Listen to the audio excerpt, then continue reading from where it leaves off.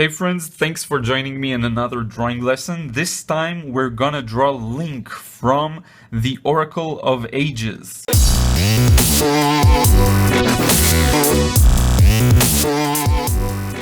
Okay, so I wanted to draw Link from the Oracle of Ages because that is such a nostalgic game for me. I was hooked on that game, seriously. And I actually had to reshoot this video several times because I haven't left enough room for the entire drawing, and I wanted it to show everything. And then I wasn't pleased with the anyway. Yeah, take three. I have your best interest in mind. So anyway, the setup that I have here is I sort of created very basic, invisible almost guidelines, and I noticed that you need to divide the drawing into sort of a center part, and this part is a little, it's not center, it's a bit we have 5 lines here. This one, this one, this one, this one, this one. And the thing is, you want to have a smaller half and a larger half, if that makes sense. And then you want to divide that upper smaller half into almost equal halves, and again on this part. And so this is what I have here, and to the sides, that's just so I know I don't go over the top with yeah. Anyway, so right now I'm drawing the hair. He has this thick, curvy hair, Link. You know, in every video game he looks a bit different, but for the major part, that's the style. That's the style he's going for when he's at the hairdresser. And these are thick, very thick curves. Here we can create one like that and another one, perhaps. Yep. Now this line represents where the face ends. So let's indicate the contour of the face even before we get the hair done. So drop a straight line and then accompany it with a curved line like this that moves downwards towards here. And then what you want to do is draw another slightly curved line and leave his chin very pointy. That's fine, that's how his chin looks. Here create this sort of circle curve, and we have that famous well, I don't know how to call those, like the parts of the hair that come along the side of his face. And this is gonna turn out to be, I think, a pretty long video, and I really don't want it to be too long. So what I think I'll do is divide it into 2 parts. Here is the area where the hair meets the hood. So let's indicate that hood. We have that bright green part that if we're gonna color it, you'll see. And then we have that darker green part that goes like this all around until it reaches the other side here, and it sort of goes like this, flying in the wind, because he's playing the harp in this drawing, and so every time he plays that harp of ages thing, the wind comes and it's all dramatic, and man, I love this game. And then we add his pointy ear by drawing 2 curved lines. That's it. I'm trying to get that as fast as possible while still making it look good, because I really don't want this video to end up being super long. Let me know what you think. If you want me to divide them into twos, or you want me to just go at it one time, 20 minutes, that's fine as well. I'm curious to hear what you'll say. Let's get rid of that guideline. My voice is cracking. That's right. Now, we want to start indicating the tunic, I think. We'll save the face for last. Just because I want to. Just because I decided at this second to do that. Yeah, we're gonna save it to last. Anyway, that's the collar thing of the tunic. And also this part has the sort of collar that obstructs the hair here. It's just like a triangle. Not too complicated. Here, let's start drawing the hand.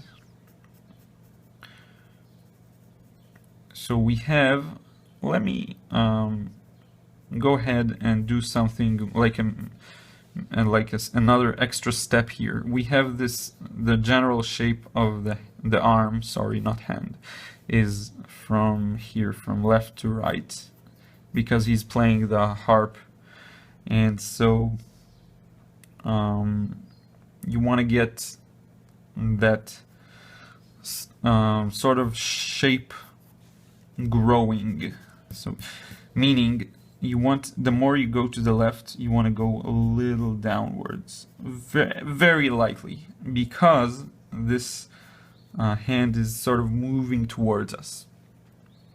And here we're gonna have his hand. Again, I called that hand. That's an arm. Is it funny to say that I owe a lot of my English to these games? Because I was a kid and I played them. Yeah. So now what we're gonna do is actually draw the final lines of the arm here. So first we'll draw the inner part of the sleeve, which goes something like this.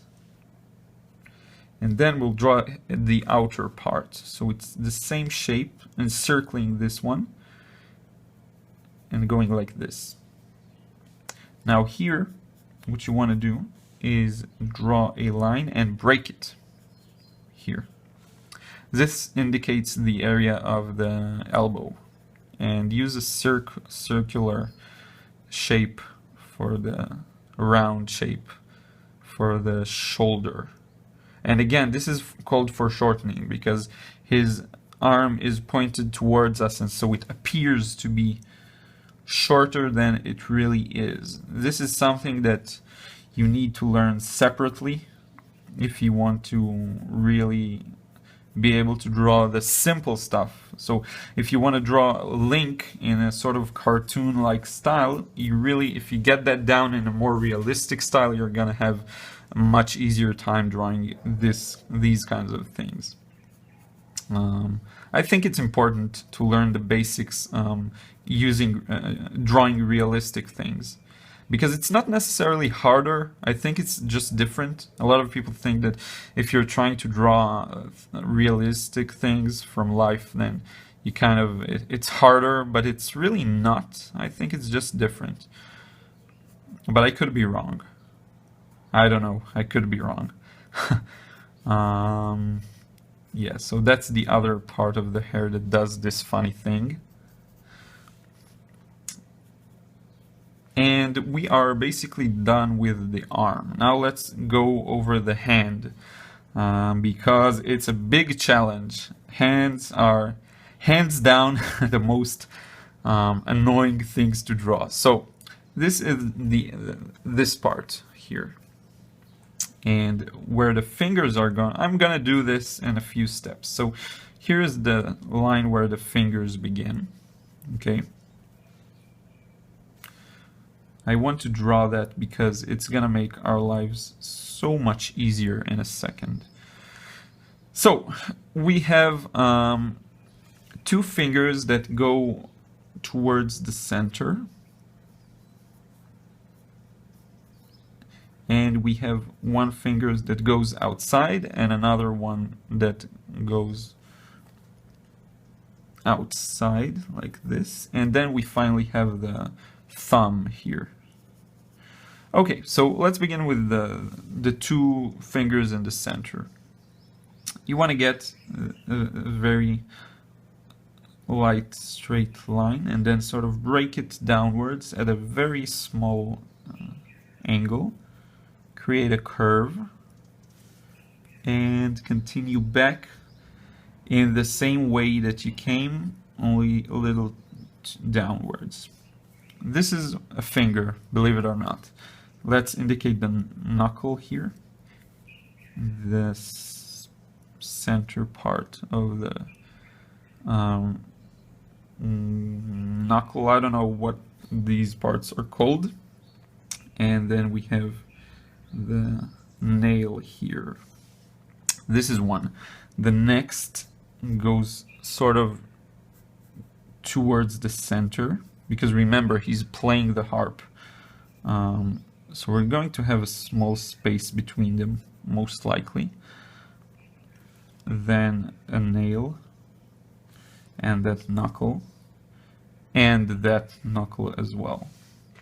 These are the two fingers in the center. Now we have this part here, it's like this area, and we have that finger that breaks downwards and goes back up. This is, I think, the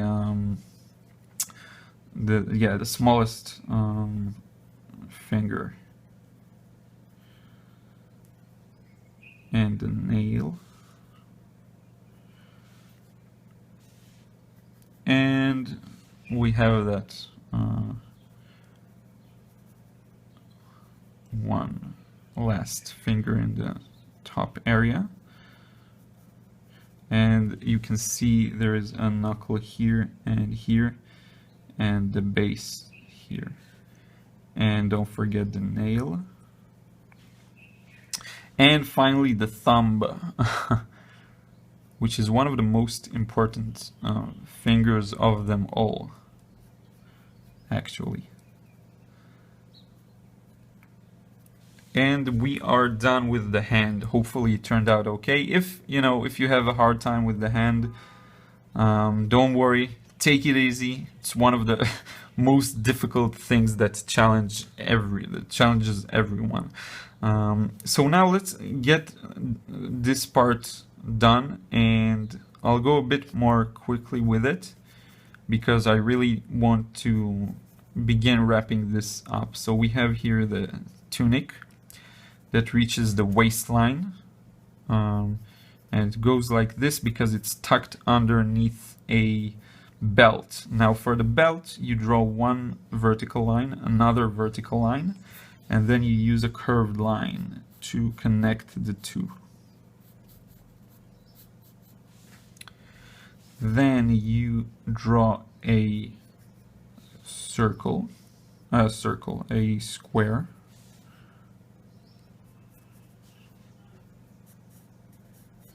and another square, sort of curved inside. And that's it for the belt. Now you have this skirt thing that he wears.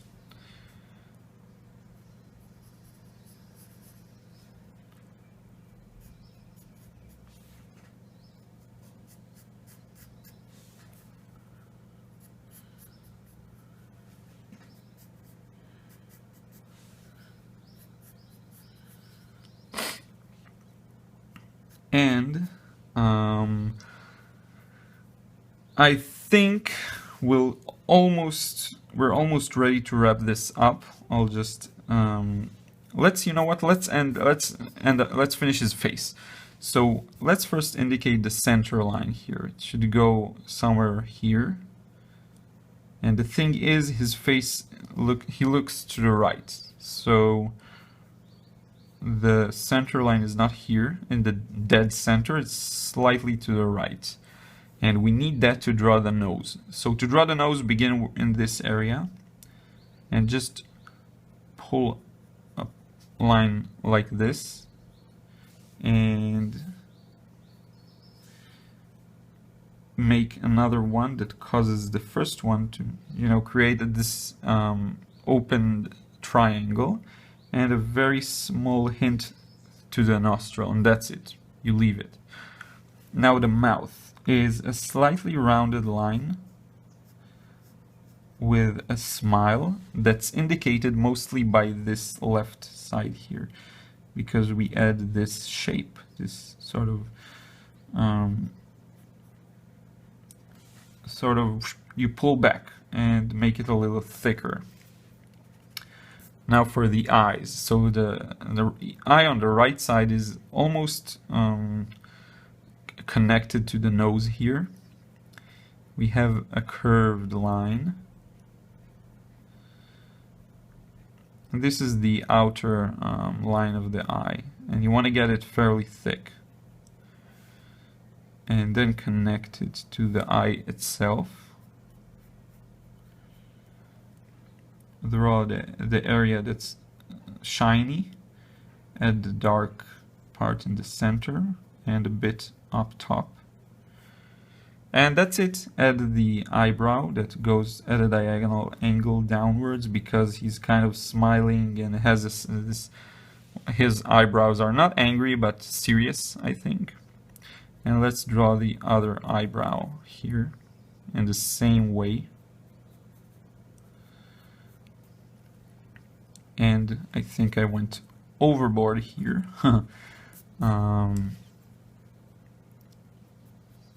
Like that, maybe.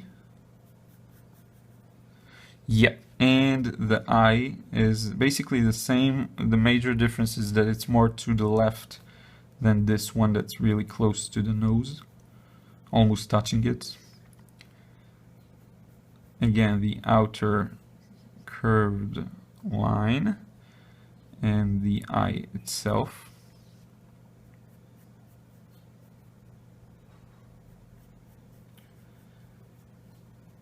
The shiny part up top and the darker parts areas.